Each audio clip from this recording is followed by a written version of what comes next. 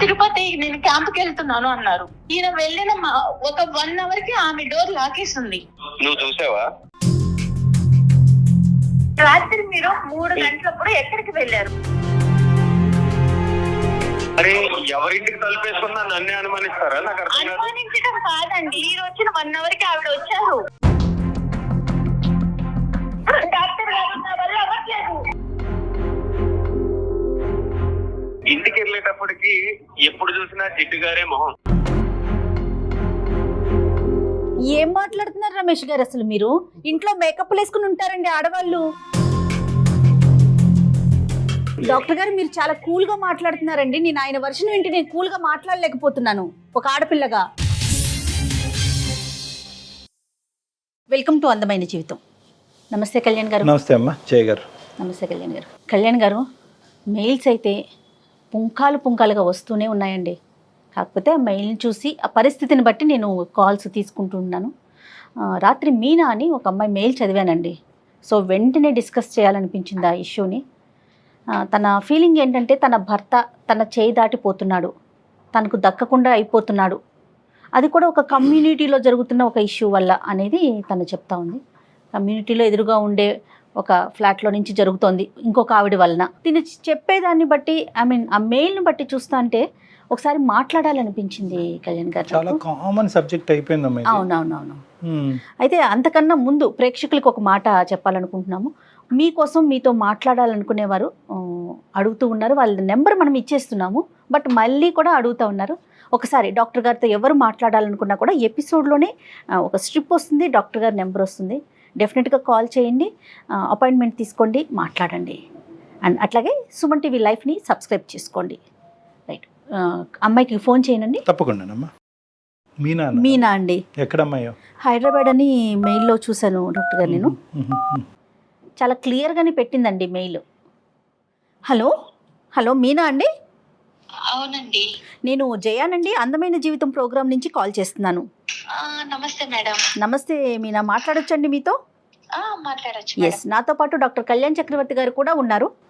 నమస్తే డాక్టర్ గారు. నమస్తే మీనా. మీ విషయం కొంచెం నేను బ్రీఫ్గా చెప్పాను, బట్ మీరు ఒక్కసారి ఎక్స్ప్లెయిన్ చేయండి మీనా. డాక్టర్ గారికి ఇస్తున్నాను. ఇవ్వండి మేడం. మీనా నమస్తే అమ్మా. చెప్పండి అమ్మా. నమస్తే డాక్టర్ గారు. నమస్తే అమ్మా. నమస్తే. ఎంతమ్మా మీ ఏజ్ ఎంత? ఎక్కడి నుంచి మాట్లాడుతున్నారు? నా ఏజ్ 35 అండి. మేము వైజాగ్ నుంచి మాట్లాడుతున్నాం. పెళ్ళయి 8 years అయింది. 8 సంవత్సరాల నుంచి ఎప్పుడు అనుమానం లేదు. నాకు ఒక 6 నెలల నుంచి నా భర్త మీద కొంచెం అనుమానం స్టార్ట్ అయింది. దాని గురించి నేను మీ అందమైన జీవితం ప్రోగ్రామ్ చూసి మెయిల్ చేశాను మేడం కి. చెప్పండి మీనా, అనుమానం రావటానికి గల అంటే ఏ ఇష్యూస్ ద్వారా మీకు అనుమానం వచ్చింది? ఎలాంటి అంశాలను చూసారు ఏంటి?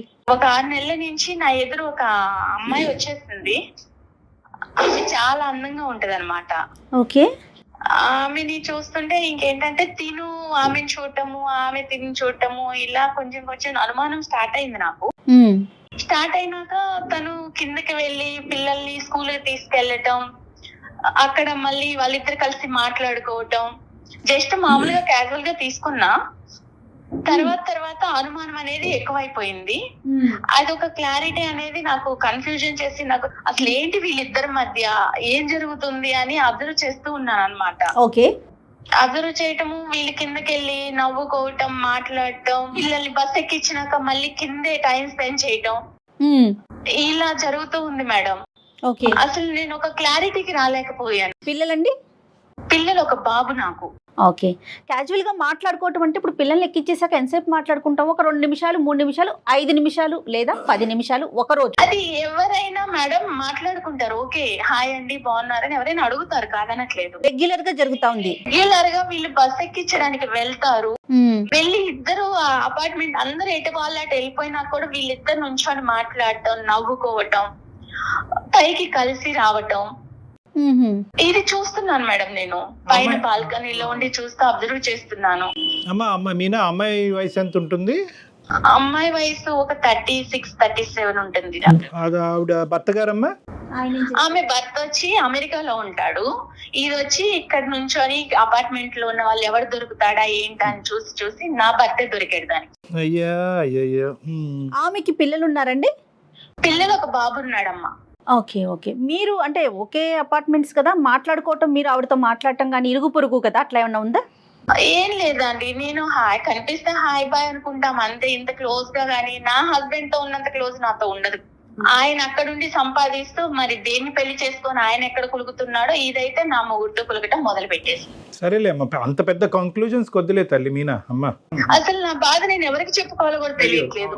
ఇంట్లో నా ఫ్యామిలీని చూసుకోవాలి, నా అత్త మామని చూసుకోవాలి, అక్కడ నా భర్తను చూసుకోవాలి, ఎవరిని చూసుకోవాలో నాకు అసలు పిచ్చి పట్టిపోతుంది డాక్టర్ గారు. మీ అత్తయ్య మావయ్య కూడా మీతోనే ఉంటారా మీనా? అవును డాక్టర్ గారు. ఇది కాకుండా ఏంటమ్మా, ఓకే బస్సుకు వరకు వెళ్ళి తిరిగి వచ్చేది ఒక్కటేనా, దాన్ని బట్టే నేను మీరు కులుకుతున్నారు అనే పెద్ద మాట వాడుతున్నారు, ఇంకేమన్నా చూసారా? లేదు డాక్టర్ గారు, నేను చూశాను. తిరుపతి నేను క్యాంప్ కి వెళ్తున్నాను అన్నారు. ఈయన వెళ్ళిన ఒక 1 hour కి ఆమె డోర్ లాకేస్తుంది. ఆవిడకి క్లారిటీ ఇంకేంటంటే వాళ్ళు వెళ్ళిపోయారు తిరుపతి, వాళ్ళ బాబు ఆమె. మళ్ళీ మరుసటి రోజు వచ్చేసరికి 2 days తర్వాత ఈయన ముందు వచ్చారు. తర్వాత ఆమె డోర్ ఓపెన్ ఉంది. అంటే తిరుపతి అంటే మీనా ఎవరైనా వెళ్ళొచ్చు, ఎప్పుడైనా వెళ్ళొచ్చు కదా. వెళ్ళొచ్చు మేడం, ఆమె ముందన్నా వెళ్ళొచ్చు, తర్వాత అయినా వెళ్ళొచ్చు. ఈయన వెళ్ళిన టైంలోనే ఎందుకు వెళ్ళాలి? కాదు మీనా, కోఇన్సిడెంట్ అనుకోవటానికి లేదంటారా? కోఇన్సిడెంట్ ఏముంది మేడం, ఈయన వెళ్ళిన టైంలో వెళ్ళారు, వచ్చారు. ఆమె కొడుక్కి గుండు ఉంది. తిరుపతి వెళ్ళి వచ్చినట్టు ఒక క్లారిటీ ఉంది కదా మేడం నాకు. ఇంకా నేను ఏం అడగాలి? ఏం అసలు అడిగితే మేమేం అడగాలి? అదే కదా, ఇప్పుడు మేమేం అడగాలి అన్నది మాకు అనిపిస్తుంది. ఇంకేమన్నా అబ్జర్వ్ చేశారా మీరు? అంటే ఐ మీన్ మేడం, ఇప్పుడు నేను నిన్న నైట్ పడుకున్నాము, 3 గంటలకి నా బెడ్ మీద లేడు. చిన్న బాబు గాని కింద పడితే ఎలా వెతుక్కుంటాము, అయ్యో బాబు కింద పడిపోతాడని.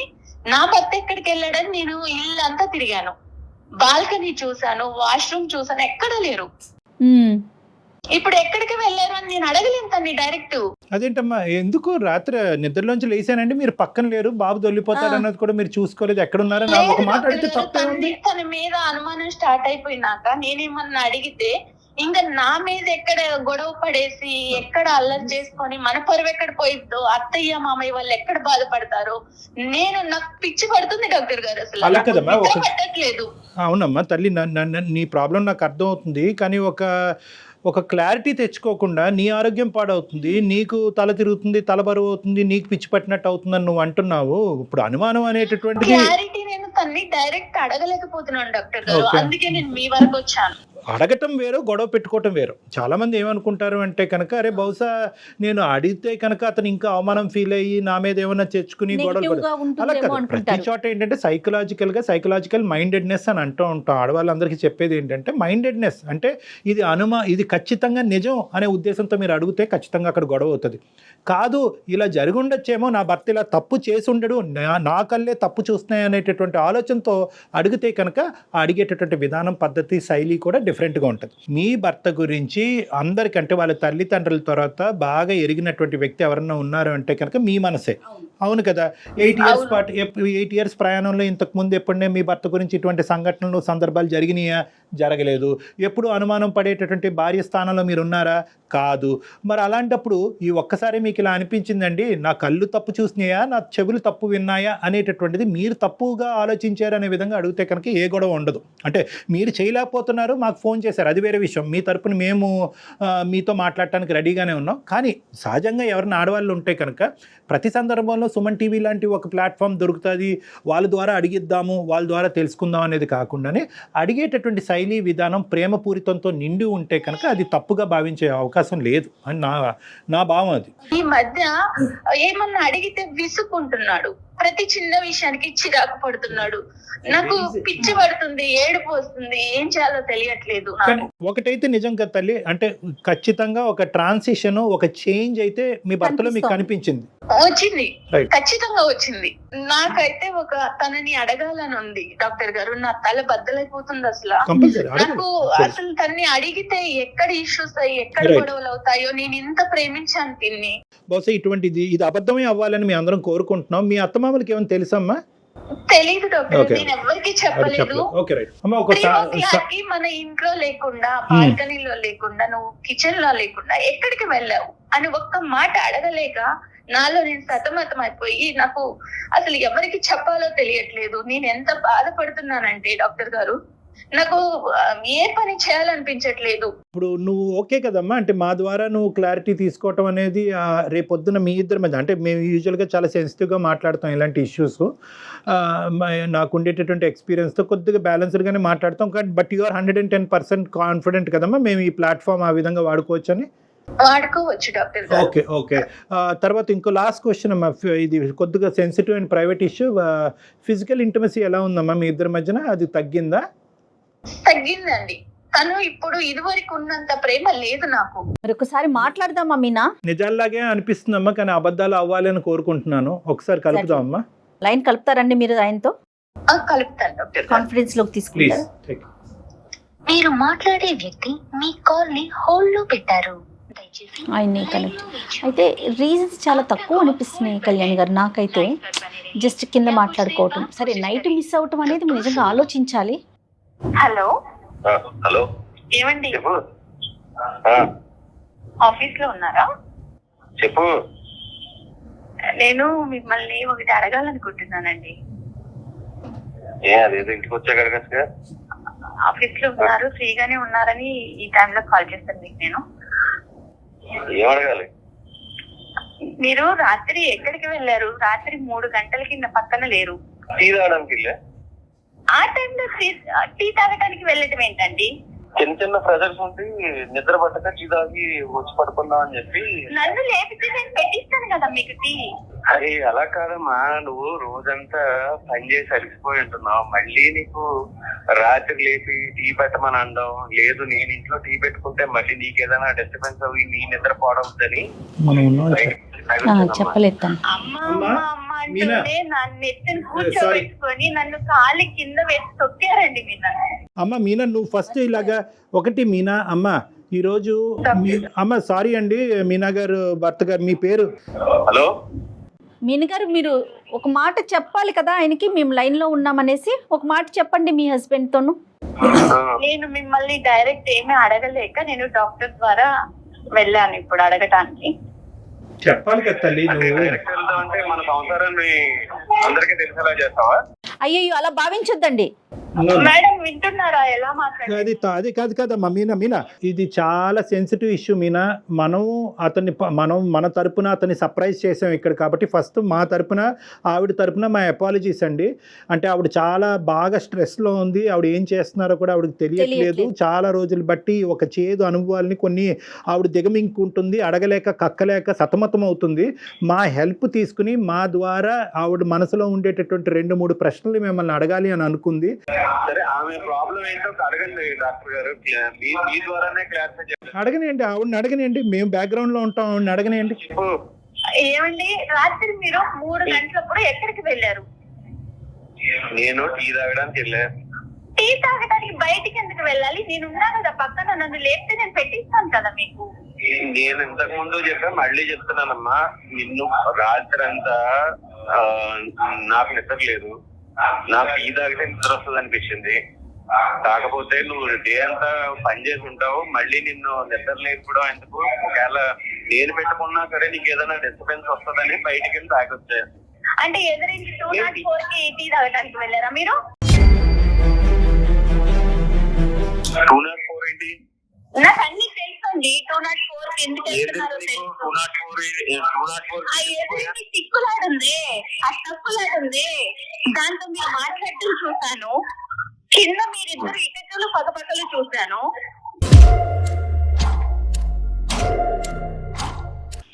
మేమిద్దరం ఏకైకలు పక్కపక్కలు ఇప్పుడు పిల్లల్ని స్కూల్ కి డ్రాప్ చేయడానికి వెళ్ళినాక 15 నిమిషాలకి పైకి వస్తున్నారు మీరు. మొత్తం అడిగేస్తున్నారు. చెప్పండి సార్. సార్, మా బాబుని నేను బస్ ఎక్కించడానికి తీసుకెళ్తాను సార్. అవునండి, తప్పలేదు. అట్ ద సేమ్ టైం ఎవరో వస్తారు వాళ్ళ పిల్లల్ని ఎక్కించడానికి, వాళ్ళకి నాకు సంబంధం అంటే ఎలా డాక్టర్? డాక్టర్ గారు, ఇప్పుడు అందరూ చాలా మంది వెళ్తారు, ఎటు వాళ్ళకి పిల్లల్ని తీసుకొని బస్ ఎక్కిచ్చేసి వెళ్ళిపోతారు. వీళ్ళిద్దరే ఉంటారండి డాక్టర్ గారి కింద.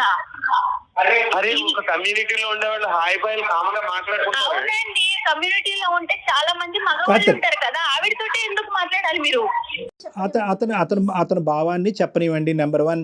నెంబర్ 2 ఏంటంటే మీకు మోస్ట్గా అంటే చాలా క్లోజ్గా ఈ పరిస్థితిని నేను చూడటం వల్ల వాళ్ళిద్దరి మధ్యన సంబంధం ఉంది అనేటటువంటి ఇష్యూ మీ మనసులో ఏదైనా ఉంటే మీ దగ్గర అది స్ట్రైట్ ఫార్వర్డ్గా అడగండి. ఇలాంటిదే కాదు డాక్టర్ గారు, ఈయన తిరుపతి వెళ్తున్నాను క్యాంప్ అని చెప్పినప్పుడు ఈయన వెళ్ళిన గంట కల్లా ఆవిడ వెళ్ళారు. నువ్వు చూసావా? నేను చూసాను, ఎదురింటి లాక్ ఉంది, ఫస్ట్ లాక్ తీసుంది, తర్వాత లాక్ వేసింది. అరే ఎవరింటికి తలుపేసుకున్నా నన్నే అనుమానిస్తారా? నాకు అనుమానించడం కాదండి, మిమ్మల్ని మళ్ళీ 2 days బ్యాక్ తర్వాత వచ్చాక మీరు వచ్చిన 1 hour కి ఆవిడ వచ్చారు. అంటే నేను వచ్చిన 1 hour కి వస్తే మళ్ళీ అవునండి, వాళ్ళ బాబుకి గుండుంది, వాళ్ళు కూడా తిరుపతి వచ్చారని క్లారిటీ ఉంది నాకు. అయ్యో డాక్టర్ గారు, క్లారిటీ ఉంది నాకు, వాళ్ళు తిరుపతి వెళ్ళారు అనని. మమ్మల్ని తీసుకెళ్ళమంటే వెళ్ళలేదు, భార్య భర్తలాగా వెళ్ళి వాళ్ళ బాబుని వేసుకొని తిరుపతి వెళ్ళొచ్చారు. డాక్టర్ గారు, నేను వెళ్ళింది తిరుపతి వెళ్ళిన మాట వాస్తవం. నేను ఆఫీస్ పని మీద వెళ్ళా అంతే తప్ప ఆమె నేను తిరుపతి తీసుకెళ్ళడం ఏంటి డాక్టర్ గారు? ఆవిడ ఉద్దేశంలో ఏంటంటే ఓన్లీ టూ థింగ్స్. ఇప్పటి వరకు మా భర్త మీద నాకు 210% గ్యారంటీ ఉందండి, నమ్మకం ఉందండి. ఇంత అభిమానంగా ఇంత ఆప్యాయతగా కుటుంబం ఆఫీస్ తప్ప ఇంకో ప్రపంచం తెలియనటువంటి భర్తతో నేను ఎంతో అదృష్టవంతురాలనండి. కానీ ఈ డౌట్ ఏదైతే ఉందో అంటే దీన్ని కూడా మనం ఎప్రిషియేట్ చేయాలి. ఈ డౌట్ అనేటటువంటిది ఒక అనుమానమైనటువంటి భార్య జీవితాంతం 8 సంవత్సరాలు బట్టి నన్ను అనుమానంతో చంపేస్తుంది అనేటటువంటి భార్య దగ్గర నుంచి రావట్లేదండి. నాకు పిచ్చి పడుతుంది డాక్టర్ గారు, ఇంత ప్రేమగా. సరే ఉండమ్మా, డాక్టర్ గారు మాట్లాడుతున్నారు కదా. రమేష్ గారు, ఇక్కడ ఏంటంటే ఇప్పటి వరకు జరిగినటువంటి సంఘటన, ఇప్పటి వరకు చూడనటువంటి పరిస్థితులు ఆవిడ చూసింది కాబట్టి ఆవిడ జీర్ణించుకోలేకపోతుంది. అనుక్షణం మీరు ఎక్కడుంటారు, ఏమవుతున్నారు, పక్కలో పడుకున్నారా లేదా, ఇదే ఇన్వెస్టిగేటివ్ డిపార్ట్మెంట్లోకి ఆవిడ కంప్లీట్గా వెళ్ళిపోయింది. ఆవిడ పరిస్థితి బాగాలేదు కాబట్టి ఇప్పుడు ఆవిడకి కావాల్సింది ఏంటంటే ఒక ఆనెస్ట్ అండ్ సిన్సియర్ రెస్పాన్స్. ఏమన్నా తప్పు జరిగిందా, ఆవిడతో మీకు తప్పు జరిగిందా, జరగలేదు అంటే కనుక అదే నమ్ముతాం, జరిగింది అంటే కనుక అదే నమ్ముతాం. కాదు రమేష్ గారు, 8 సంవత్సరాల నుంచి మీలో ప్రేమను మాత్రమే చూసింది ఆవిడ. గత కొన్ని రోజుల నుంచి అనుమానించాల్సిన విషయాలన్నీ బయటపడుతున్నాయని చెప్తున్నారు. ట్రాన్సిషన్ మేడం, అసలు నన్ను ఒక్క మాట అంటే చిరాకు పడుతున్నాడు, మంచి నీళ్ళు ఇచ్చినా చిరాకు పడుతున్నాడు, షూ తొడుస్తున్నా చిరాకు పడుతున్నాడు, అది పట్టుకోలేకపోతున్నాను మేడం. నేను అంత ప్రేమించిన భర్త అలా చిరాకు పడుతుంటే. డాక్టర్ గారు, రమేష్ చెప్పండి. మాట నేను చెప్తానంటే, ఇంటికి వెళ్ళేటప్పటికి ఎప్పుడు చూసినా జిడ్డు గారే మొహం, ఏ విధమైన అట్రాక్షన్ ఉండదు. ఈ పని చేస్తాం, ఆ పని చేస్తా, లేకపోతే ఇన్స్టాగ్రామ్ చూస్తా, లేకపోతే వాట్సాప్ చూసుకుంటా, వీళ్ళు వాళ్ళ తప్ప నన్ను పట్టించుకున్న వాళ్ళు ఎవరో లేరు సార్.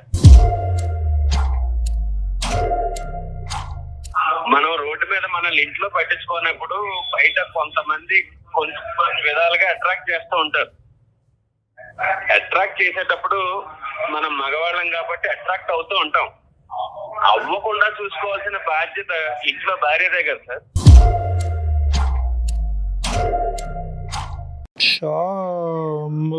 రమేష్, ఆయన వర్షన్ ఆయన చెప్పాడు కదా. ఉండమ్మా మీనా, ఒక్క నిమిషం, నీ వర్జన్ చెప్ది గానీ. ఏం మాట్లాడుతున్నారు రమేష్ గారు? అసలు మీరు ఇంట్లో మేకప్ వేసుకుని ఉంటారండి ఆడవాళ్ళు.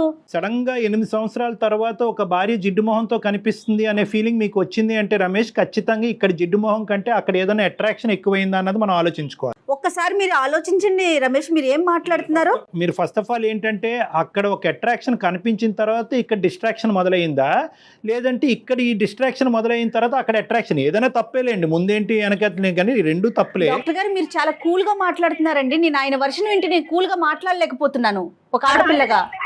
పెళ్ళైన కొత్తలో మొహం బాగుంది, ఇప్పుడు పిల్లలు అత్త మామ అందరినీ చూసుకుంటా నీకు పెళ్ళైనప్పటి నుంచి నువ్వు అలాగా ఉన్నావు. నాకు ఇంతకుముందు ఆపర్చునిటీ లేదు. నా మొగుడు అమెరికాలో ఉంటే నేను కూడా దానిలాగే చిప్పులా. చిచి అలా మాట్లాడకండి మీనా, అలా మాట్లాడకండి. కాదు మేడం, ఒక ఆడదానిగా మీరు అర్థం చేసుకోండి నా బాధని. నా భర్త ఇంకొక అమ్మాయి చూస్తున్నాడంటే నేను ఓర్చుకోగలుగుతానా? ఒకసారి అతని మనసులో ఉన్న భావాన్ని అంతా కూడా. రమేష్, ఇంకా ఏమన్నా ఉందా రమేష్? ఇంకా అంటే మీ భార్య గురించి 8 సంవత్సరాల పాటు మీరు బయటకు చెప్పలేనటువంటి అంశాలు ఇంకేమైనా ఉన్నాయా? ఏమీ లేదు సార్. ఇంటికి వచ్చేటప్పటికి ఆ జిడ్డు మారే మొహం కాకుండా. దయచేసి ఆ మాట అనకండి రమేష్, ప్లీజ్. Sorry madam. మా సారీ ఎందుకండి బాబు? అవునండి, మొహం జిడ్డు దారితోనే ఉంటది. మీ మాటలని తప్పు రమేష్. తప్పు చేశారా? తప్పు జరిగిందా? మీనా, సారీ అమ్మా. అది తప్పు అయితే జరిగింది డాక్టర్ గారు. చూడండి డాక్టర్ గారు ఎలా చెప్పుకొని ఒప్పుకున్నాడు. దాని క్లారిటీ అదే చెప్తున్నాను మీకు. తప్పు జరిగింది అనేటటువంటిది సమర్థించుకుంటున్నారా రమేష్? పశ్చాత్తాపం పొందుతున్నారా ఇప్పటికైనా రమేష్? పశ్చాత్తాపమే పొందుతున్నానంట. ఆ అమ్మాయి గుండె పగిలి చచ్చిపోద్దయ్యా. ఆ అమ్మాయిని ఒక పనికిరాని వస్తువులాగా ఇన్ని రోజులు ఆ అమ్మాయిని ఒక టిష్యూ పేపర్ లాగా వాడుకుని ఇప్పుడు సడన్గా టిష్యూ పేపర్కి జిడ్డు పట్టింది కాబట్టి పక్కన పడేస్తున్నాను అనేటటువంటి మాట మాట్లాడుతూ నీకంటే బయట వేరే అట్రాక్షన్ దొరికింది కాబట్టి ఆ అమ్మాయితో నేను కులుకుతున్నాను. సారీ, నేను ఈ మాటలు ఎప్పుడు వాడలేదు.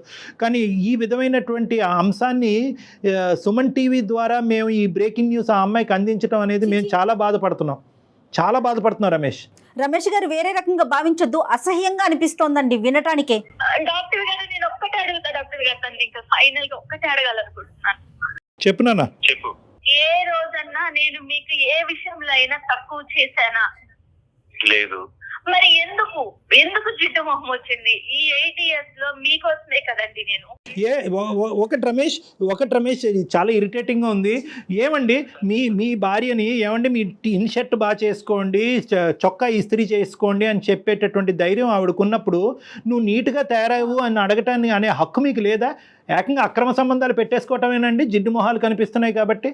ఇంతేనా జీవితం అంటే? ఇంతేనా బంధం అంటేనే? ఇంతేనా పెళ్ళి అంటే? మారదు డాక్టర్ గారు. సార్ ఎలా చెప్తారండి మీరు మారినారని? మీరు చెప్పి చూసారా? ఏ రోజున నాకు చెప్పారా? మీరు చెప్పేది ఏంటండి? చెప్తే రెడీ అవుదా అమ్మాయి? చెప్తే మీకు కావాల్సినటువంటి విధంగా ఉండదా? ఇంత కష్టాన్ని కొని తెచ్చుకుంటుందా? పెళ్ళైనప్పుడు ఎలా ఉన్నారో, ఒక 8 ఏళ్ళు సంసారం చేసి ఒక పిల్లకి ఒక పిల్లోడికి తల్లి అయిన తర్వాత కూడా అలానే ఉంటారండి ఆడవాళ్ళు. ఇక్కడ ఎలా ఉంటాము డాక్టర్ గారు? అత్త మామలకి సేవ చేసుకోవాలి. పెద్ద అత్తయ్య. అమ్మాయి సామాన్య గృహిణి, ఎలా ఉంటారండి? నేను ఏటో చూసుకుంటాను. అమ్మ, ఇలాంటి సంఘర్షణలు జీవితంలో చాలా కామన్. బ్యాడ్ లక్, ఇది బ్యాడ్ లక్ కాదనట్లేదు. కానీ ఈ రోజు నుంచి అయినా కూడా రమేష్లో ఏమైనా మార్పు వచ్చిందా, కనువిప్పు కలిగిందా అనేటటువంటి అంశం అతను తెలుసుకోగలిగితే కనుక ఏ ప్రాబ్లము లేదమ్మా. కాదు నేను చేసినటువంటిది తప్పు కాదు, దీన్ని వెనక అనేటటువంటి తన తప్పుని సమర్థించుకునేటటువంటి తత్వం అతనికి ఉంటే కనుక బహుశా జీవితంలో చాలా కష్టాలు వచ్చే అవకాశం ఉన్నాయి. నేను తప్పు చేశాననే పశ్చాత్తాపం ఉంది. రైట్. మరి జిడ్డు మొహం ఇవి నీట్గా తయారవలేదు, ఇవన్నీ ఎందుకు వచ్చినాయండి? అంత చక్కగా చేసి ఇంతవరకు మీకు తన జీవితాన్ని త్యాగం చేసేటటువంటి ఒక ఆడదాని గురించి అసలు మీకు నోరు ఎలా వచ్చింది అలా మాట్లాడటం గురించి? నేను తప్పు చేశాను డాక్టర్ గారు, నేను ఇలా ఉంది నా అందాన్ని కూడా నేను మర్చిపోయాను. నేను తప్పు చేశాననేటటువంటి భావంతో బాధపడి ఒక డిఫెన్స్ మెకానిజం ఉపయోగిస్తున్నాడు. ఏంటంటే నేను తప్పు చేశాను కదా, ఆ తప్పుకి ఇదిగో నువ్వే కారణం అని చూపెట్టేటటువంటి ప్రయత్నం చేస్తున్నాడు. కానీ అతనిలో ఒక మంచితనం ఉంది, మార్పు వచ్చేదానికి అవకాశం ఉంది. అతను కేవలం నీ సైడ్ ఏదో చూపెట్టాలి కాబట్టి, అతను తప్పుని సమర్థించుకోవాలి కాబట్టి మాట్లాడేటటువంటి మాటలే. నువ్వు చేసినటువంటి ఇప్పుడు వరకు నువ్వు చేసినటువంటి ఏ కార్యక్రమం కదా మీ అత్తగారికి కానీ మీ భర్తకు కానీ అందరూ సమర్థిస్తారు. మీ భర్త గారికి కూడా బాగా తెలుస్తుంది, రమేష్ కూడా బాగా తెలుస్తుంది. ఫైనల్గా మీరు చెప్తారు చెప్పండి, మీ ఒపీనియన్ చెప్పండి. మీరు ఏం చేయదలుచుకున్నారు? ఆ అమ్మాయి కాన్ఫిడెన్స్ ఇవ్వండి, ఒక నమ్మకం ఇవ్వండి. ఇక మీదట ఇలాంటి తప్పు అయితే జరగదు. నేను నీకు మాట ఇస్తున్నా, ఇప్పుడున్న మన ఫ్లాట్ సేల్ చేసి వేరే ప్లేస్ కి మనం షిఫ్ట్ అయిపోదాం. మన సొంత ఫ్లాట్ వదులుకొని మనం ఎందుకు వెళ్ళాలి చెప్పండి ఒక్కటి. నో రమేష్, ఇక్కడ ఏంటంటే ఒకటి నిజంగా ఫ్లాట్ మారేటటువంటి అవకాశం ఉంటే కనుక ఖచ్చితంగా that is a good solution for the problem. తను ఏం చెప్పాలనుకుంటున్నారు నాకు తన నోటి వెంట వినాలని నేను మీకు ఫోన్ చేశాను. అదే చెప్పారు మీనా, రమేష్ గారు అదే చెప్తున్నారు. మీనా రమేష్ గారు నాకంటే మించినటువంటి సొల్యూషన్ చెప్పారు. అంటే ఎవరు చెప్పరు, సొంత ఫ్లాట్ అమ్మేసుకుని వేరే దానికి వెళ్ళిపోదాం అని అన్నారు. డాక్టర్ గారు, నేను తన్నేదో బాధ పెట్టాలని నేను అడగాలని కాదు. నాకు ఒక క్లారిటీ, నా మనసు తను నేను ఎంత ఇష్టపడుతున్నానో నాకు తెలుసు, తనకి తెలుసు. అది అర్థమవుతోంది మీనా, అర్థమవుతోంది. కానీ అతను ఇప్పుడు ఇచ్చినటువంటి ప్రామిసెస్లో ఒక సిన్సియారిటీ కనిపిస్తుంది. తప్పు ఒప్పుకున్నాడు, అతను సిన్సియర్గా అతను అపాలజీ అడిగాడు కాబట్టి క్షమించేటటువంటి ధోరణిలోకి నువ్వు రావాలి. నమ్మకంగా మళ్ళీ మీరు ఇద్దరు కూడా హ్యాపీగా ముందుకు ప్రయాణం కొనసాగించాలమ్మా. సరే డాక్టర్ గారు. ఓకేనా? All the best Meena. అతను అడిగాడని కాదు కానీ నీ గురించి కూడా నువ్వు చూసుకో అమ్మా. Okay, compulsory. All the best, good luck అమ్మా, God bless both of you. Ramesh, thank you. All the best and thank you for talking to us. Madam. Okay అమ్మా, ఓకే మీనా, బాయ్. ఈ అమ్మాయి యొక్క ఫ్లెక్సిబిలిటీని మనం ఎప్రిషియేట్ చేయాలమ్మా. అట్ ద సేమ్ టైం తప్పు చేసినటువంటి రమేష్ని కూడా ఒప్పుకోవటాన్ని కూడా మనం ఎప్రిషియేట్ చేయాలి. తప్పు చేశాడు, తప్పు చేసినటువంటి వ్యక్తిని ఇంకా ఖండించి తిట్టి పుండి మీద కారం జల్లకుండా అతను అతను లోపల గిల్టీ ఫీల్ అవుతున్నాడు. గిల్టీ ఫీలింగ్ వల్లే బయటకు ఆ మాటలు చెప్తున్నాడు. అవును అవును. అతని మనస్సాక్షి కూడా తెలుసు భార్య ఎంత సాక్రిఫైస్ చేస్తుందని. కానీ సమాజానికి ఒక పిక్చర్ ఇస్తే కనుక అతను తప్పును సమర్థించుకోవచ్చు అనే డిఫెన్స్ మెకానిజం ద్వారా అతను బ్లైండ్ గా ముందుకెళ్తున్నాడు. ఏదైనా రియలైజ్ అయ్యాడు. అది చాలా సంతోషం అనిపిస్తోంది ఫస్ట్ టైం అయితే. ఉందమ్మా. Thank you so much Kalyan గారు. నమస్తే.